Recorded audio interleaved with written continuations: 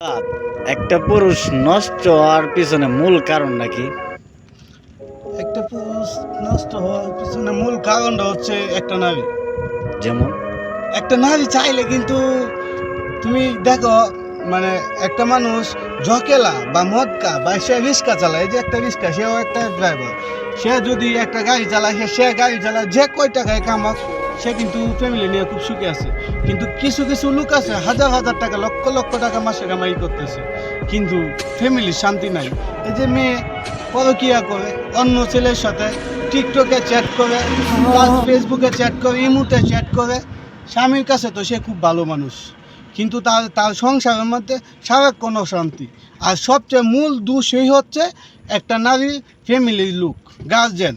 কারণ হচ্ছে তারা বাপের বাড়ির যখন একটা মেয়ে যখন ঝগড়া লাগিয়ে চলে যা, তখন তার ফ্যামিলির লোকে জিজ্ঞাসা করে না তুমি কেন আসলা, তোমার স্বামী কোথায়। তারা যদি কঠোর ব্যবস্থা নিত, তাহলে আজকের দিন আমাদের সমাজে কোনো পুরুষেই মনে করেন যে কষ্টে থাকতো না, বা কোনো সংসারই নষ্ট হইতো না।